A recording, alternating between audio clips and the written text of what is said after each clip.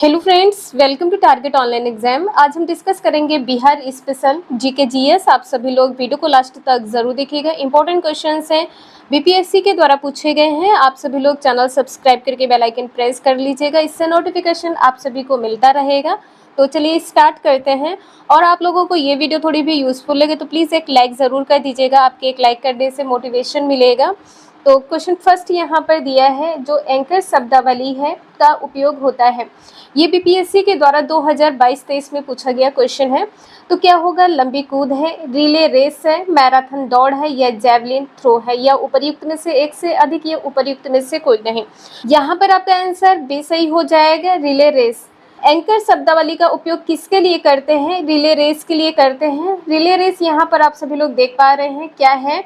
तो यहाँ पर रिले रेस जो है, इसमें 4 धावक की एक टीम होती है जो समान दूरी तय करती है। यह दूरी 100 मीटर या 400 मीटर की होती है। एक राउंड के बाद एक दूसरे को बैटन पास करना होता है। तो रिले रेस आपने देखा है, इसमें 4 धावक की एक टीम होती है। इसमें 100 मीटर या 400 मीटर की दूरी होती है और एक राउंड के बाद एक दूसरे को बैटन पास करना होता है। यदि आपसे पूछा जाए कि बैटन किस खेल में पास किया जाता है, तो यहाँ पर हो जाएगा रिले रेस में।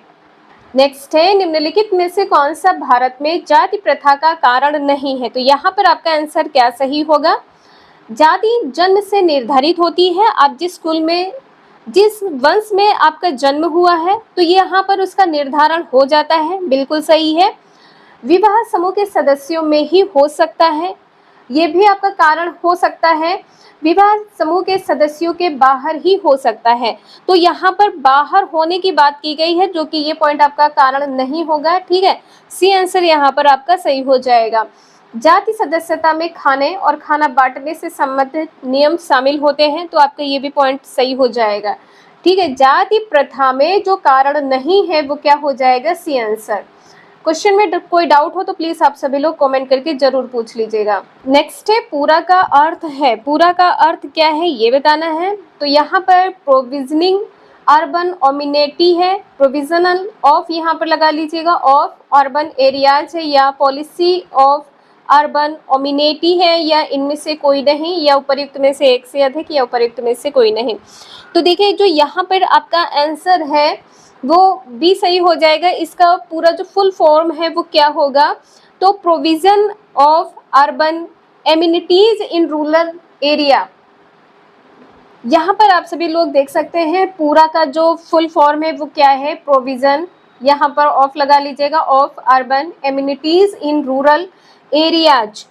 इसकी जो शुरुआत है पूर्व राष्ट्रपति एपीजे अब्दुल कलाम ने की थी। कब किया था? तो 2003 में। जब 2003 में राष्ट्रपति एपीजे अब्दुल कलाम थे, तब इसकी शुरुआत की गई थी। उद्देश्य क्या था? तो उद्देश्य था ग्रामीण क्षेत्रों में शहर जैसी सुविधाओं को प्रदान करना। 2004 में अटल बिहारी वाजपेयी की सरकार ने पूरा मॉडल को पायलट प्रोजेक्ट के दौरान शुरू किया था। किस दौरान शुरू किया था? तो पायलट प्रोजेक्ट के दौरान शुरू किया था, इसे ध्यान रखिएगा।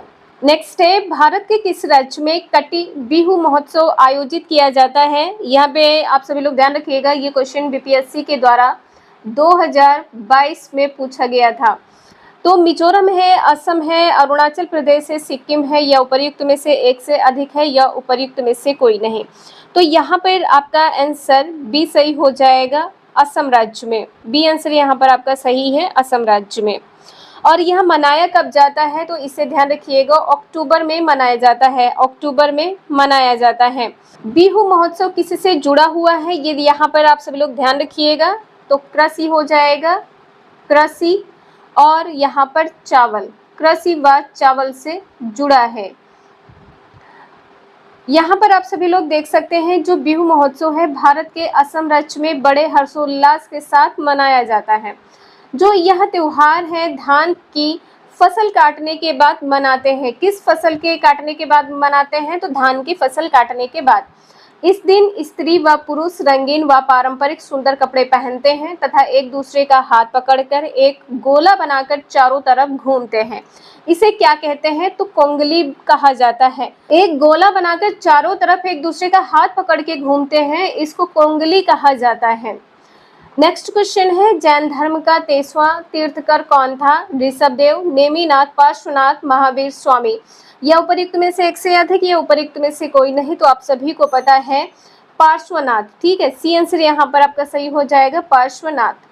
अब इनके बारे में देख सकते हैं कि जैन धर्म के 23वें तीर्थकर पार्श्वनाथ वाराणसी के राजा अश्वसेन के पुत्र थे। जो वाराणसी के राजा थे अश्वसेन, इनके पुत्र थे।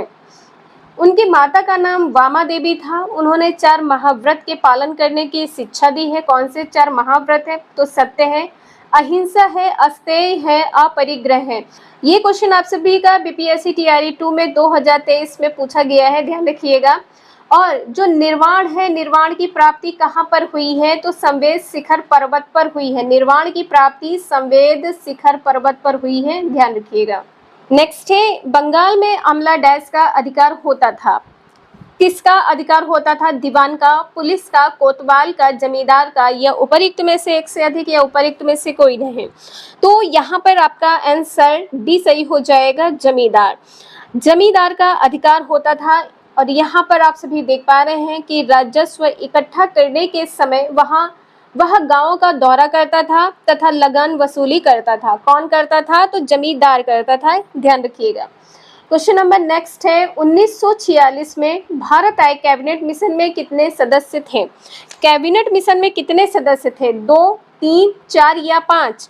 ये क्वेश्चन आप सभी का बीपीएससी के द्वारा एसआई में पूछा गया है 2022 में। ठीक है, तो यहाँ पर आप सभी बताएं इसका आंसर क्या सही होगा? 3। कितने सदस्य थे? 3 सदस्य थे। यहाँ पर आप सभी देख पा रहे हैं कि 1946 में क्रिप्स मिशन के असफलता के पश्चात 3 सदस्यीय कैबिनेट मिशन को भारत भेजा गया। जिनके सदस्य कौन थे? तो यहाँ पे ध्यान रखिएगा, स्टेफोर्ड, क्रिप्स, एवी अलेक्जेंडर और पैथिक लॉरेंस। 3 सदस्य थे। तीनों सदस्यों के नाम जरूर याद रखिएगा, स्टेफोर्ड, क्रिप्स और एवी अलेक्जेंडर, और तीसरा नाम है पैथिक लॉरेंस। कैबिनेट मिशन द्वारा पारित एक प्रस्ताव के माध्यम से अंततः भारतीय संविधान के निर्माण के लिए एक बुनियादी ढांचे का प्रारूप स्वीकार कर लिया गया, जिसे क्या कहा गया है? संविधान सभा। क्वेश्चन नंबर नेक्स्ट है, सीमा सड़क संगठन BRO की स्थापना की गई है।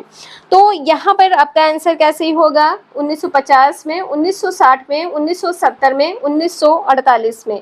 या उपयुक्त में से एक से अधिक, या उपयुक्त में से कोई नहीं? तो यहाँ पर आपका आंसर बी सही हो जाएगा, 1960 में। इसके बाद में यहाँ पर आप सभी देख पा रहे हैं कि देश के उत्तर और उत्तर पूर्वी सीमा क्षेत्र में सड़कों के नेटवर्क की तेजी से विकास के समन्वय के लिए, किसके विकास के लिए? सड़कों के नेटवर्क के विकास के लिए पंडित जवाहरलाल नेहरू द्वारा 1960 में सीमा सड़क संगठन की कल्पना और स्थापना की गई है। किसके द्वारा की गई है? तो पंडित जवाहरलाल नेहरू के द्वारा 1960 में सीमा सड़क संगठन की स्थापना की गई है। यह रक्षा मंत्रालय के प्रशासनिक नियंत्रण में काम करता है। कौन? जो सीमा सड़क संगठन है, ये रक्षा मंत्रालय के प्रशासनिक नियंत्रण में काम करता है। क्वेश्चन नंबर नेक्स्ट है, नामदफा राष्ट्रीय उद्यान स्थित है कहाँ पर?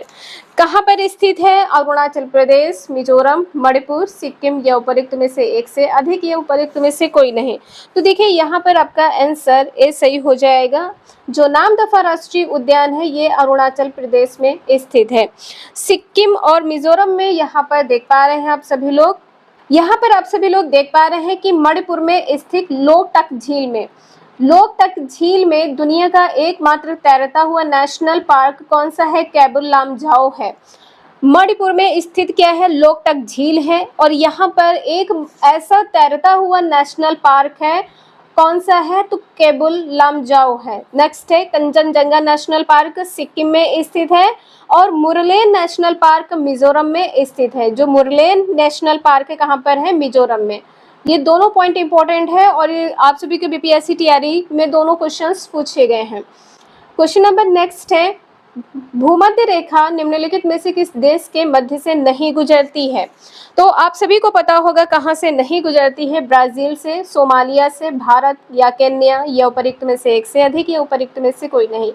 तो भारत से नहीं गुजरती है। किन? इक्वाडोर है, कोलंबिया है, ब्राजील है, साओ टोम प्रिंसिप है, गैबन है, रिपब्लिक ऑफ कांगो है, डेमोक्रेटिक रिपब्लिक ऑफ कांगो है, युगांडा है, केन्या है, सोमालिया है, मालदीव है, इंडोनेशिया एवं किरिबाती है। और जो कर्क रेखा है यह भारत के 8 राज्यों से गुजरती है। कर्क रेखा भारत के 8 राज्यों से गुजरती है। कर्क रेखा भारत के 8 राज्यों से होकर गुजरती है। कुछ इंपॉर्टेंट पॉइंट है तो आप सभी लोग यहाँ पर जरूर ध्यान रखिएगा, आपके एग्जाम में पूछे गए क्वेश्चंस हैं। सोन नदी का उद्गम स्थल क्या है, तो यहाँ पर ध्यान रखिएगा, सोन नदी का उद्गम स्थल क्या है, अमरकंटक है, अमरकंटक। जोग जलप्रपात कहाँ पर स्थित है, ये भी ध्यान रखिएगा, जोग जलप्रपात कहाँ पर स्थित है, जोग जलप्रपात कहाँ पर स्थित है, शरावती नदी पर, शरावती नदी पर स्थित है, शरावती नदी पर स्थित है। पूगा घाटी कहाँ पर स्थित है, पूगा घाटी, ये भी आप सभी का पूछा गया क्वेश्चन है। पूगा घाटी कहाँ पर स्थित है, लद्दाख में, पूगा घाटी लद्दाख में स्थित है। एक इंपॉर्टेंट क्वेश्चन है जो आपके एग्जाम में पूछा गया है, अवध राज्य का अंतिम शासक था, अवध राज्य का अंतिम शासक, अवध राज्य का अंतिम शासक कौन था, तो यहाँ पे ध्यान रखिएगा, वाजिद अली शाह, वाजिद अली शाह, वाजिद अली शाह। आज के लिए इतना ही, मिलते हैं नेक्स्ट क्लास में। आई होप आप लोगों को समझ में आया होगा। अगर आप लोगों को ये वीडियो थोड़ी भी यूजफुल लगे तो प्लीज़ एक लाइक ज़रूर कर दीजिएगा, चैनल सब्सक्राइब करके बेल आइकन प्रेस कर लीजिएगा, इससे नोटिफिकेशन आप सभी को मिलता रहेगा। Thank you for watching this video, मिलते हैं नेक्स्ट क्लास में।